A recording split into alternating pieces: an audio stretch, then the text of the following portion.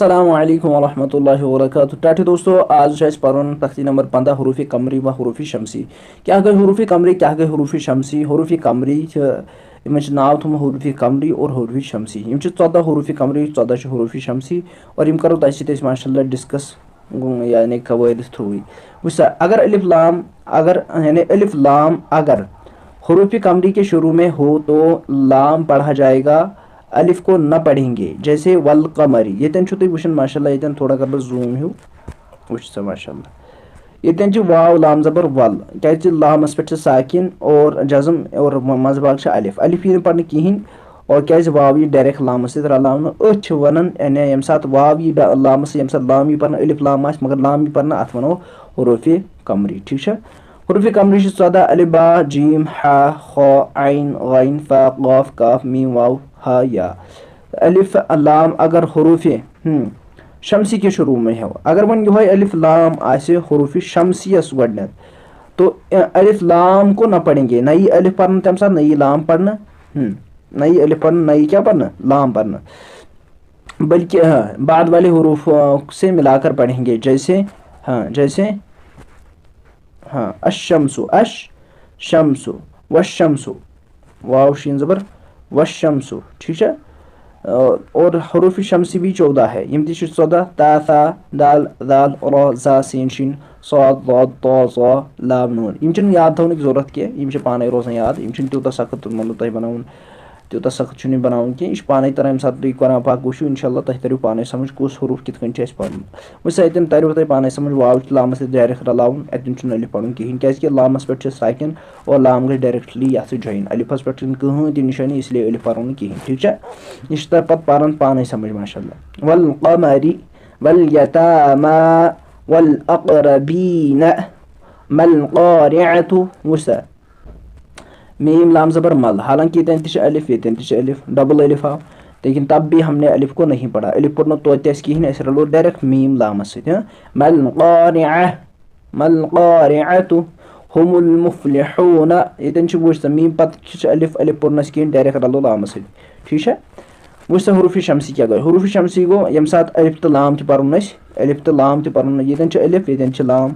हालांकि ये अलिफ पन पढ़ो ना कहें, बल्कि रलावन डायरेक्ट दाल रलावन शीन से। ठीक है, शीनस पे तजदीद क्या शीनस पे तजदीद वाल हरूफ रलावन पतमस हरूफ सत और पे पान पान दे लट बे सख्ती कर तजदीद वाले हरूफस मज कयम।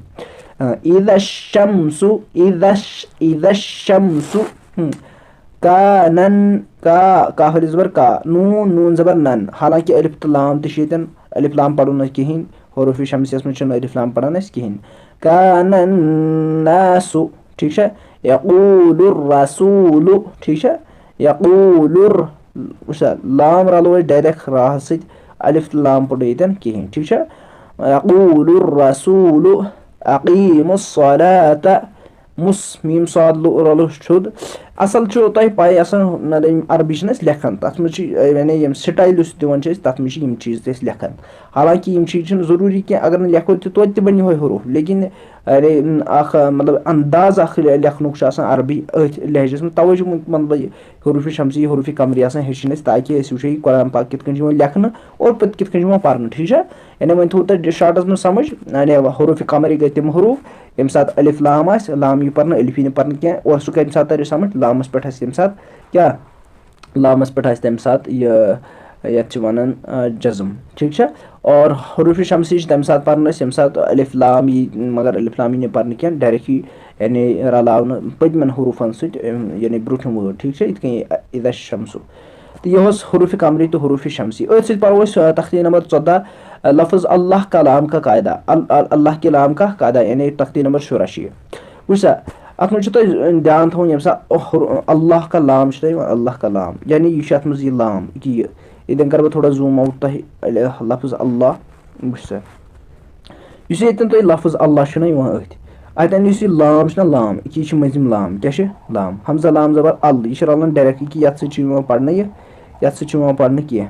हमजा लाम जबर अल्लाम खड़ जबर ला अल्लाह और इस लाम पढ़ना अगर अमि लाम ब्रो अगर इस लाम अगर यमि लाम ब्रो इस हरूफ अत पे इस हरूफ अत पे जबर आसे तेली यह लाम पढ़न मोट और अगर यम लाम ब्रोह या पेश तोस तम साथ यी पढ़ने यह मोट और अगर अम लाम ब्रोह क्या जबर जेर उस तलकन तेल पढ़ने यह लाम ज़ाविल अल्लाह कलाम की पढ़ने तम साथ ज़ाविल वो वुचो तुम यथ कवायदस मज थो ध्यान लफ्ज़ अल्लाह से पहले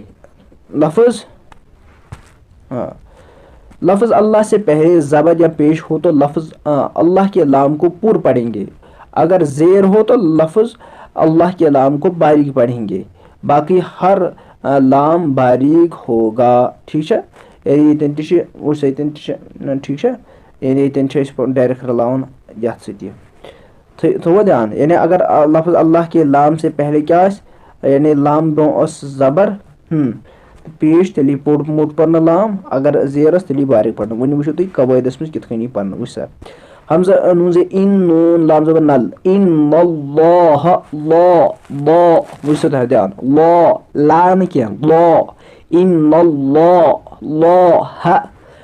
क्या पढ़ मोट क्या अल्लाह के नाम से पहले ज़बर है। ठीक है लाम